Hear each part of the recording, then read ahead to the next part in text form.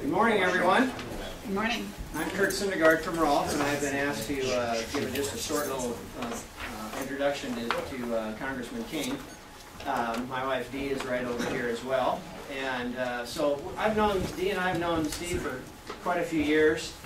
Really have gotten to know him really well, even though he wasn't our congressman up until now with the redistricting. But I'm in Washington, D.C. representing the Soybean Association quite often, and we are always stopping by to see Steve and our other congressmen and senators while we're out there.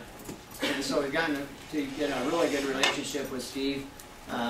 He's very, very knowledgeable on a lot of aspects. Obviously, we're talking to him about agriculture. He's very, very pro Iowa, very pro agriculture, and he's been a great assisting us in a lot of the different things that we need to have done. He's been a bulldog when we needed somebody to represent us and go after an issue, and he's not afraid to do that, and his conviction is always there for us. And I feel that's a great thing. And now that he's going to be our congressman, I'm looking forward to that. Steve has been in representing Iowa in the U.S. Congress since 2002, and before that he was an Iowa senator here in Iowa for 6 years. I think currently there's 3 generations that are living in the district, and 4 have been born in the district. Is that correct? So he's got long-time roots in our area, and so with no further ado, I'm happy to introduce Steve King, and let's welcome him.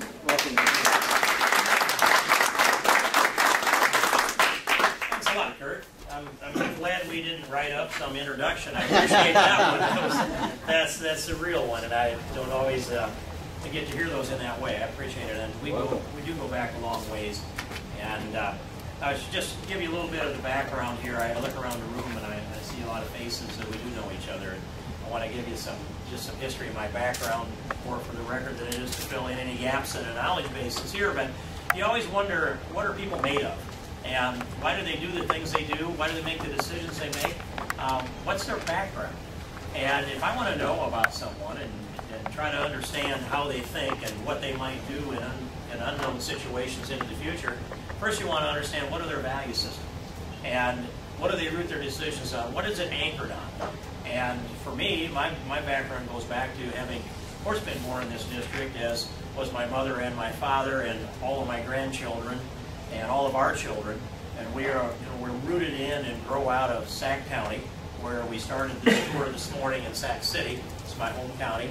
And Marilyn and I moved up into that neighborhood in 1975. That was also the year that I decided I needed to start a construction company.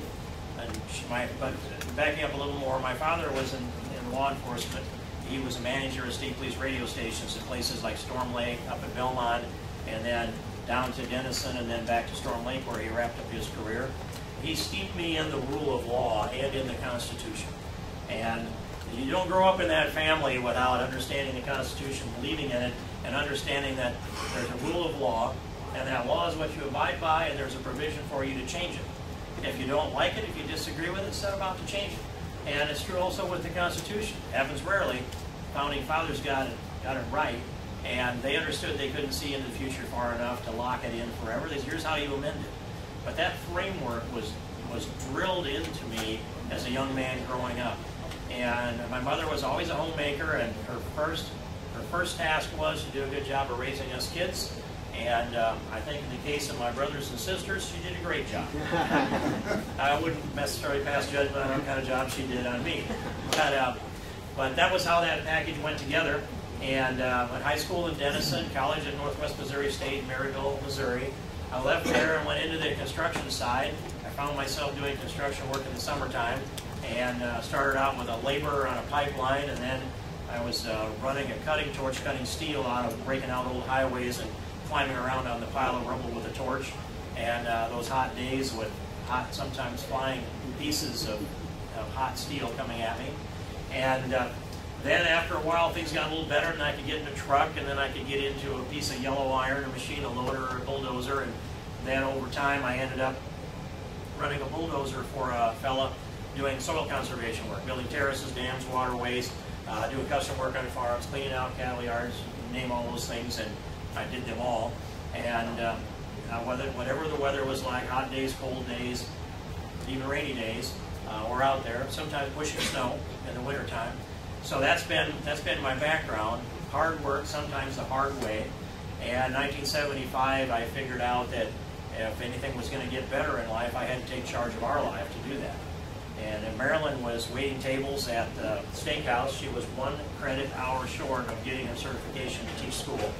And we didn't have the money to figure out how to send her back to South Dakota to get her that extra hour. Now, she later on got that and went on and taught school for more than a generation of kindergartners. So we're very much steeped in that education side of it too. But on the business side, I borrowed 100% and bought an old beaten up bulldozer and drug it home and put it to work. And I welded on it for 2 weeks before I could limp it out there. And then I thought, now the cash flow starts. This is the beginning of the get rich quick, or at least get rich plan. I didn't think it was going to be quick, but it was a get rich plan. And so I ran that machine for 3 hours and the engine blew up. And so now what do? Well, I didn't have the money to hire anybody to fix it, and I pretty well knew that going in. So I stripped the thing all down, and I had just enough credit to buy the gaskets and the parts I needed to put it back together. And there's Marilyn out there, now 4.5 months pregnant with our first child, in the rain, standing on the tracks of a D7 with a 7-foot cheater pipe, torquing the head bolts. That's our background. We did a lot of things the hard way, because when you don't have the capital, when you don't have the money, you have to make up for it with either sweat, creativity, or some combination of the two. And that's what we did. And a lot of people around this whole area of Iowa did a lot of the same things. Whenever I looked around in those years of any of that work, there was somebody doing something pretty much the way mine was, and they were earning their way up through this too. And we went through the farm crisis years. A lot of you remember what that was like. For me, every year of the 80s was I didn't know if I would make it through the year before something would come to maybe put the brakes on King Construction. But we grew a little bit, we built it, we made it work, and we had our ups and downs through all that period of time. My bank closed on April 26th, Friday afternoon, 3 o'clock, 1985. The FDIC came in and put a red sticker on the door, and stood a highway patrolman there to guard the door, and they froze everybody's account in the bank, including mine, most of my customers' bank there. It was right in the middle of corn planting. We were as busy as we could be. I had a payroll to meet, and I literally had 2 pennies to rub together in my pocket. I remember noting the irony of reaching in my pocket. 2 pennies, that's it, and my account's frozen. I have payroll to meet. We have work to do, and we've got to figure out how to turn a profit by the end of the year. So you go through those times, it gives you an understanding of the foundations of business. I'm at payroll for over 1,400 consecutive weeks, 28 plus years of writing out payroll checks, and most of that time providing the benefit package to go along with it. And we built a good crew. We had quality people that did a good job for us, and if you're going to do anything, you've got to have good people. People are your company. They are the process that you have. And throughout all that, I also learned, I had some background in it, but I learned about every component of business that you need to know. Anybody in small business knows that. You're your own accountant. Sometimes you're your own lawyer. You better be analyzing your insurance policies and have a really good agent to counsel you with. You need to have a good CPA that's going to help you with that, but you need to understand the numbers. It's not good enough to hand them over there, and you need a good banker. And those were that plus the people that do the work that, the work product of your company. So I needed equipment operators, and I needed truck drivers, I needed mechanics, and I'm also the human resources person for all of this at the same time. And I'm the guy that picked up the shovel or climbed in the machine and did those things. And we did work, all over western Iowa and in north and south, and we built some projects that I'm quite pleased with the outcome. And some of them are very, very happy memories. And there are a few out there that were struggles along the way, and we lost some money on them. And they aren't such happy memories, but we learned some things.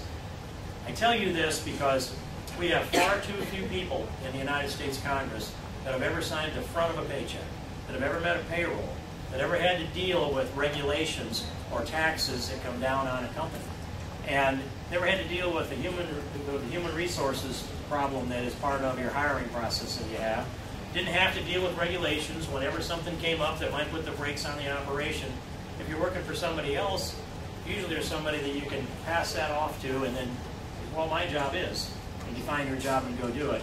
But when you're the founder of a small business and a company, you're responsible to make everything work. And any missing component can collapse the whole operation. It's like, what is it? Any missing component can collapse the whole operation. So that's the background on the business side. And then I got frustrated with what government was and wasn't doing with and to people. And the net result was I ran for the Iowa Senate in '96 and went there and served 6 years in the Iowa Senate. It was a joy of my life to serve there. You got to know everybody in the House, everybody in the Senate, most of their secretaries, most of their wives and husbands, and could understand how everybody was thinking, where the surprises might come. Tom Shaw knows that. The culture in the House of Representatives, you know by who's talking to who, what they're saying. You don't need to listen in. You just watch the body language, don't you, Tom? And you can be a bat in the belfry and figure out what all's going on in that organism. The Iowa Senate's easier than the House because there's only half as many. And so I really enjoyed that time. And what it taught me was being a business owner. I went in there thinking, I can see the problem and I can apply solutions. That's how it will be.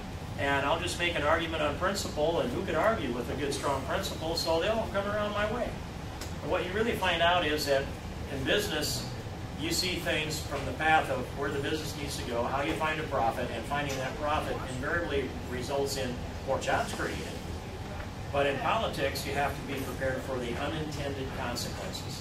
There's always another entity out there, or a whole series of them, that feel that their ox is being gored. And it may be. Whenever you come with a proposal, you have to think about it from all sides and come with something that you may have to bring something that, well, quite often you have to do something that everybody doesn't agree with. But you do the right thing based on principle, on constitutional foundations, and you do the right thing for the long term.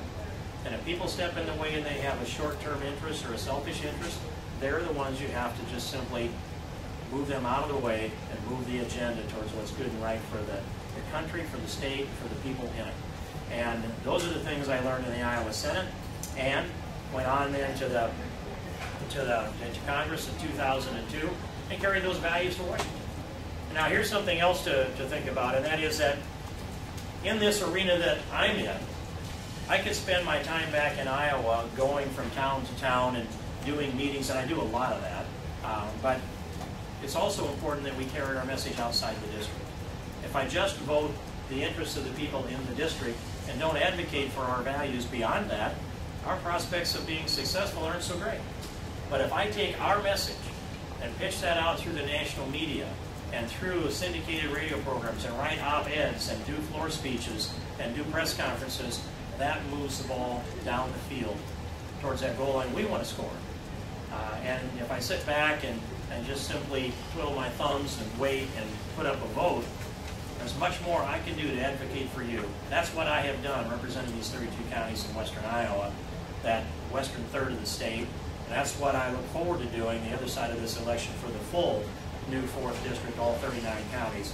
A full-throated, full-court press, engaged in all of this policy in an aggressive way. And when we have a position as a district, you can bet that I'll take that position and I'll advance it nationally so we get our way and convert the rest of the country. Who wouldn't want to be like and live like Iowans after all?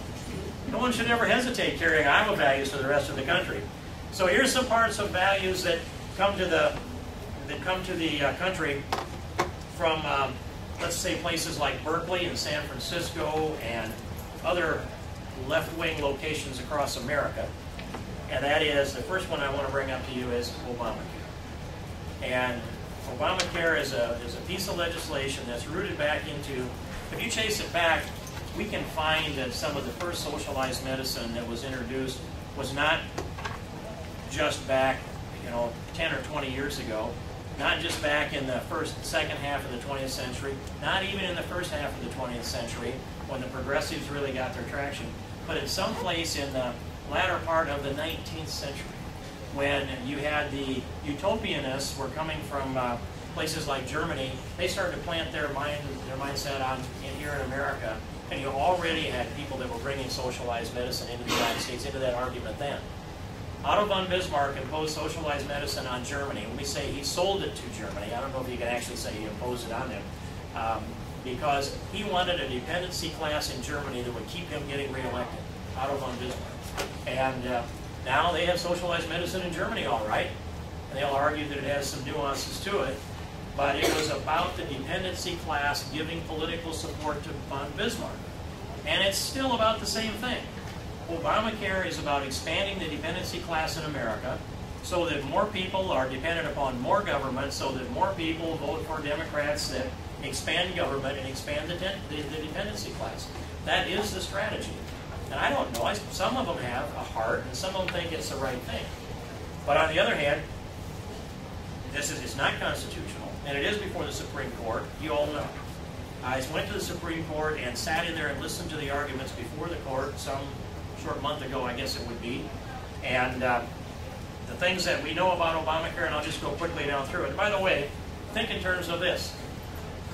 Christy Vilsack supports Obamacare. Steve King is dedicated to the full 100% repeal of Obamacare. All of it, not part of it. We're not just repeal the most egregious aspects of it, all of it. It's all got to go.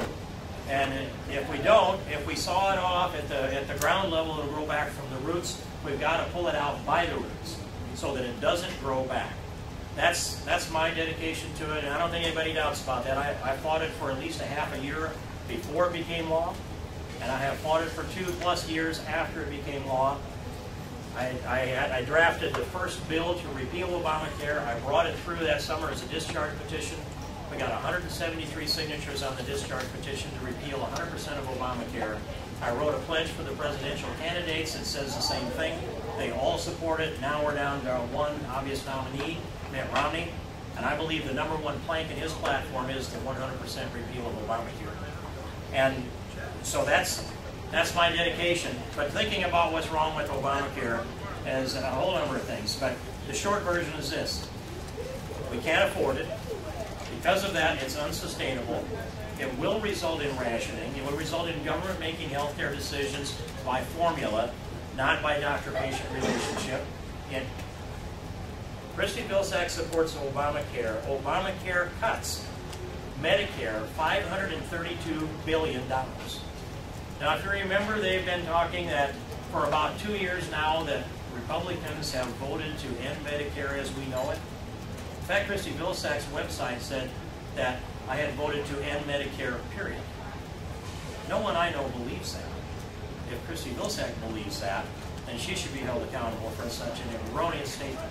But whenever you see the phrase, as we know it, think of that as, that's the weasel phrase, as we know it. Now, if we went out here and if I added 1 foot onto a 4-lane Highway 20, they would say, you could say by the same measure, Steve King changed 4-lane Highway 20 as we know it. Because it's a foot longer, or a foot shorter. You know, if you put some gravy on mashed potatoes, you change those potatoes as we know it. As we know it is anything that changes 1 iota can be defined as changed as we know it. And then they don't have to be honest. They can just give you the weasel phrase and expect, and they want you to believe that it actually didn't change. Well, I voted to overhaul Medicare and transform it so we could save it. Not to end it as we know it. But Barack Obama's Obamacare, supported by Christy Vilsack, cuts Medicare to seniors $532 billion. That is a fact, and I don't have to say as we know it. That is a fact. And so that's one of the pieces. But Obamacare is an unconstitutional takings of American freedom and liberty. It's your freedom to make your decisions on your own health care, to go out in the marketplace and buy a health insurance policy of your choice, driven by market demand, by you and people like you that have needs. That's what America is about. It's about the free market determining this, not government, not one size fits all, not a government formula, not a bunch of leftist gurus sitting up there with a sanctimonious attitude that you can't take care of yourselves. I know you can. We've been through these hard times together, and this American vigor and vitality is rooted in our ability to do that. And so, the Obamacare has got to go. It's unaffordable, it's unsustainable, it results in rationing, it will diminish our research and development. We'll have fewer healthcare practitioners of all kinds because less people want to work for the government than they do want to work for their patients. It severs the doctor-patient relationship in many incremental ways. And on all of that, it's unconstitutional, and they've expanded the Commerce Clause under their argument before the court that if not participating in health care is defined as participating in interstate commerce health care, because they argue that everybody goes to the doctor at some time, then therefore going to a doctor anywhere, anytime constitutes interstate commerce, and that means Congress can regulate it. That's their constitutional argument. You understand that, don't you? The Commerce Clause, because it is. It's sitting in the Supreme Court. It's mind-boggling to hear that argument from their Solicitor General that not participation is participating. And in one of those other arguments, it was, well, I think it was the same one. Justice Sotomayor said, "I don't think you're concentrating," to the President's Solicitor General. It was a pretty amazing thing. But if Congress has the authority under not participating in commerce is covered by the Commerce Clause, then the Commerce Clause swallows up most of the rest of the Constitution, at least the enumerated powers in the 9th and 10th Amendment. And if that happens, the concept of limited government would be destroyed by a Supreme Court that would uphold Obamacare. And so I'm listening to the arguments, I read the material. I believe that the Supreme Court will find it unconstitutional, and that doesn't end our problem. We still have to repeal it, or otherwise appointments to a Supreme Court that could become more liberal become then another opportunity for them to relitigate Obamacare and bring it back to us anyway. So we shouldn't just breathe a sigh of relief. Congress must act. If the Supreme Court finds it completely unconstitutional and throws it all out, which is what I expect, it's what I hope, it's what I think is the constitutional decision, Congress has to follow through and do 100% repeal. And we need to put that on the desk of future President Mitt Romney. That's a part of this, and that's one place where Christy Vilsack and Steve King dramatically disagree. I oppose Obamacare 100%. She supports it, and she would protect it and put it back in. Second thing, balanced budget amendment to the United States Constitution. That's the second, and it's a very, very important plank in the platform. I have come to this conclusion, having worked to balance the budget now for into my 10th year. The will to do so doesn't exist in the United States Congress. And I don't know how it gets constructed there to get to a balanced budget. And I can take you back through piece after piece of this, but there's not a configuration there to get that done. And so they politically think that they need to spend money to avoid criticism. And Lord knows I get a lot of criticism from my opponent, Christy Vilsack, for not spending enough money on her pet projects. Somebody's got to say no. I've been saying no for a long time, but yes to a balanced budget amendment. I've been an original co-sponsor on that for, I think, every year since I've been in Congress.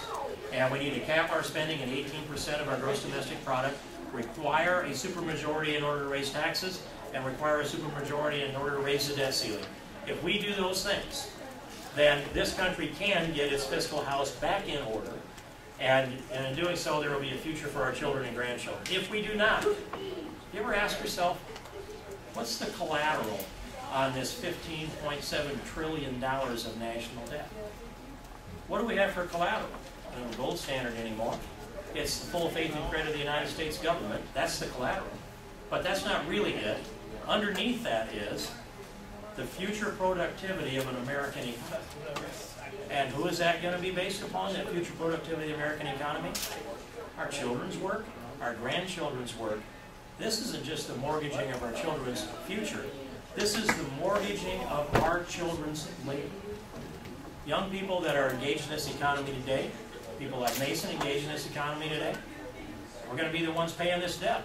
I'm going to probably get to that point where I'm long enough in the tooth that I don't have to worry about it anymore. Those chickens won't come home to roost necessarily on my checking account, but I see some people that are out of the room that it does, and every one of you is connected to your own children or your own grandchildren or your own relation that are going to be paying this bill. And what if the U.S. goes the route of Greece? Terry Branstad said a few weeks ago that if we have another term of Barack Obama, we'll be worse than Greece. And I agree with him. The numbers hold up on that. And Greece is ready to default. They're ready to give up the euro or take on the drachma. They're talking about it openly. And that means that they wouldn't be paying their debts. And they're saying to the rest of the European Union, you must bail us out. Well, there's nobody to bail out the United States of America. We're the largest economy in the world by far. And we're the most productive people.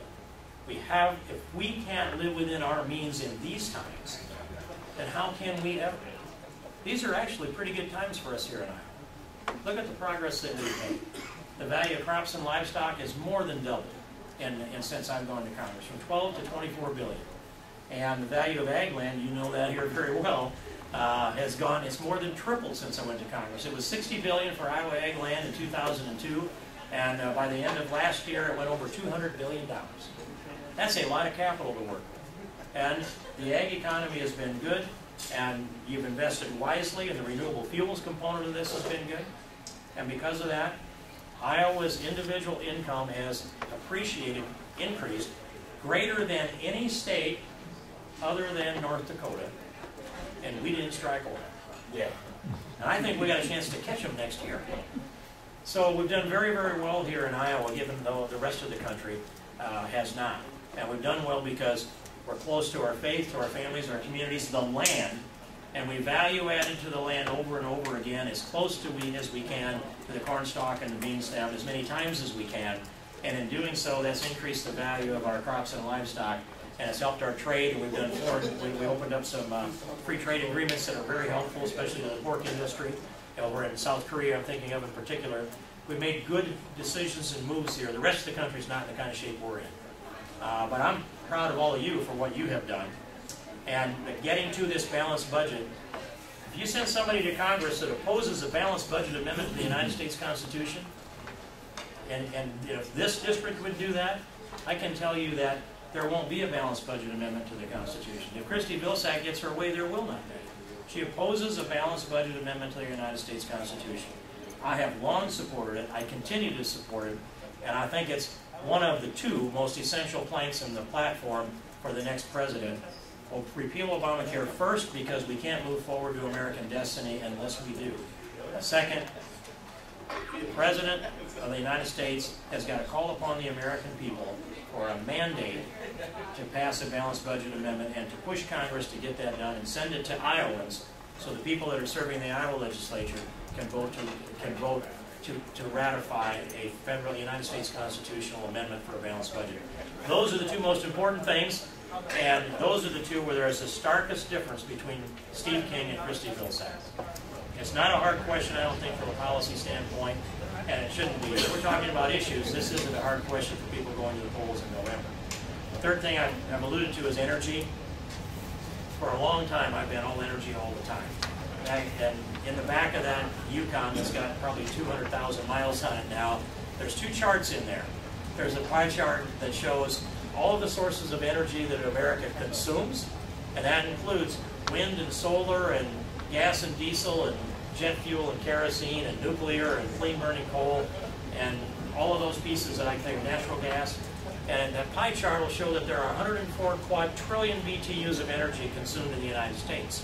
There's another, and it's all color-coded by source and size of the overall energy market. I call it the energy pie. It's got all of these pieces sliced out of this energy pie and color code that tell you where this energy comes from, what type of energy we're consuming. Then there's another chart. The circle of the energy pie is, oh, I don't know, maybe this big. And then there's another chart that's coded the same way. That's the energy that we produce. And it's smaller. It's only 72%. We only produce 72% of the energy that we consume in America.